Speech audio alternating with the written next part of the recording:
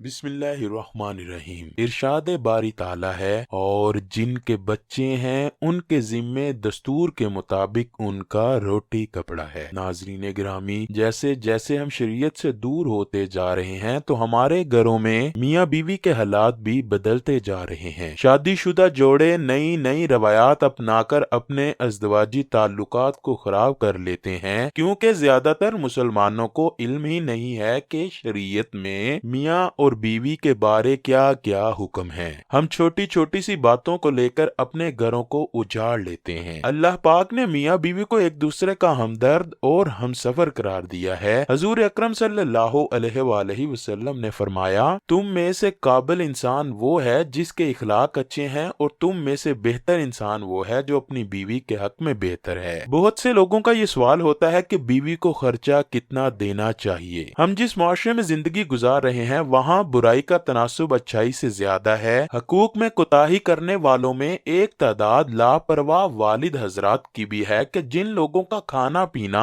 اور ان کی ضروریات کا خیال رکھنا والد پر لازم ہوتا ہے وہ ترستے رہتے ہیں، جبکہ والد کا پیسہ دوستوں کی محفلوں اور اپنی بیجا خواہشات کی تکمیل میں اڑتا رہتا ہے۔ ایسے والدوں سرپرستوں کے لیے حدیث پاک میں فرمایا گیا ہے، تم میں سے بہتر وہ ہے جو اپنے گھر والوں کے ساتھ اچھا ہو۔ ناظرین گرامی، حضرت ابو منصور رضی اللہ تعالیٰ عنہ اس طرح روایت کرتے ہیں کہ رسول اکرم صلی اللہ علیہ وآلہ وسلم نے فرمایا، جب کوئی شخص خدا کا حکم سمجھ کر اپنے زیر کفالت بیوی بچوں اور اہل عیال پر مال خرچ کرتا ہے تو اللہ تعالیٰ اسے صدقے کا ثواب عطا کرتا ہے۔ والد کا اپنے اہل و عیال پر خرچ کرنا نہ صرف لازم ہے بلکہ عبادت و حصول ثواب کا ذریعہ بھی ہے۔ چنانچہ حدیث پاک ہے، ایک دینار وہ ہے جو آپ نے اللہ پاک کی راہ میں خرچ کیا، ایک دینار وہ ہے جو آپ نے کسی غلام پر خرچ کیا، ایک دینار وہ ہے جو آپ نے کسی مسکین پر خرچ کیا، اور ایک دینار وہ ہے جو آپ نے اپنے گھر والوں پر خرچ کیا، مگر ان میں سے سب سے زیادہ اجر اس دینار کا ہے جو آپ نے اپنے گھر والوں پر خرچ کیا۔ اس حدیث سے اندازہ لگایا جا سکتا ہے کہ دنیا کے ہر اچھے کام پر پیسے لگانے سے بھی زیادہ افضل ہے کہ ہم پہلے اپنے بیوی بچوں اور اہل و عیال پر پیسے خرچ کریں۔ جس طرح اپنے بال بچوں پر خرچ کرنا لازم اور ثواب کا کام ہے، اسی طرح اہل و عیال پر خرچ نہ کرنا یا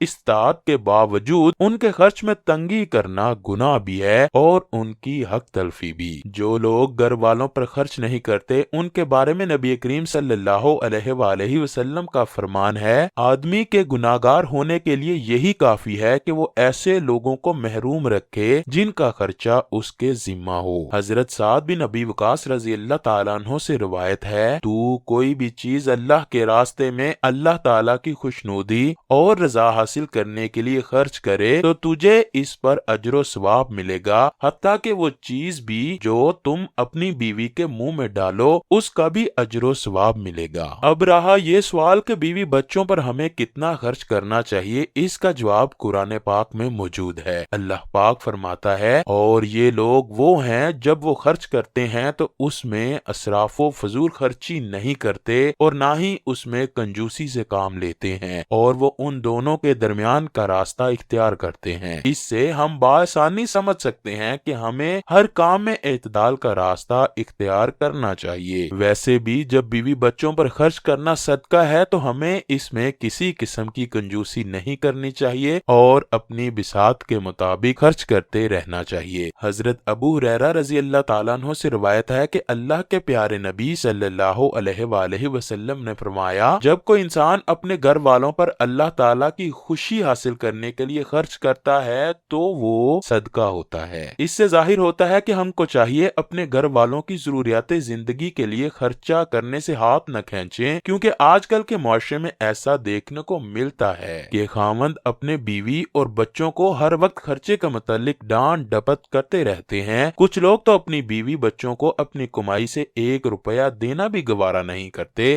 نبی اکرم صلی اللہ علیہ وآلہ وسلم کا فرمان ہے، تم میں سے ہر کسی کو اپنی رعایا کے بارے میں جواب دینا ہوگا۔ خاوند اپنے بیوی بچوں اور گھر کی ذمہ داریوں کے متعلق اللہ تعالیٰ کے ہاں جواب دہ ہوگا، اور بیوی اپنے خاوند اور بچوں کی ذمہ داریاں نبھاتے ہوئے اپنے واجبات کی جواب دہ ہوگی۔ اللہ تعالیٰ نے ہر انسان انسان کو عقل و شعور والا پیدا کیا ہے اس کو اپنی ذمہ داریوں کے متعلق علم ہوتا ہے کہ اللہ تعالیٰ نے میرے ذمے میرے گھر والوں کی کون سی ذمہ داری لگائی ہے۔ اگر خاوند کی کمائی کے ذریعے اچھے ہیں تو اس کو چاہیے کہ وہ اپنے گھر والوں پر کھلے دل کے ساتھ خرچ کرے، اگر وہ غریب ہے تو اپنی گنجائش کے مطابق اپنی فیملی پر خرچ کرے۔ خاوند پر بیوی کے حقوق اس وقت ہی شروع ہو جاتے ہیں جب اس کا نکاح اپنی بیوی سے پڑھایا جاتا ہے کہ اس کا حق مہر لکھا جاتا ہے اور خاوند پر لازم ہو جاتا ہے کہ وہ اپنی بیوی کا حق مہر ادا کرے۔ اگر وہ اپنی بیوی کا حق مہر ادا نہیں کرتا تو آخرت کے دن اللہ تعالیٰ ایسے انسان سے ضرور اس کے بارے میں سوال پوچھے گا۔ ناظرین گرامی، اسی طرح بیوی کو بھی چاہیے کہ شوہر کی اطاعت کرے۔ نبی اکرم صلی اللہ علیہ وآلہ وسلم نے فرمایا کہ دنیا میں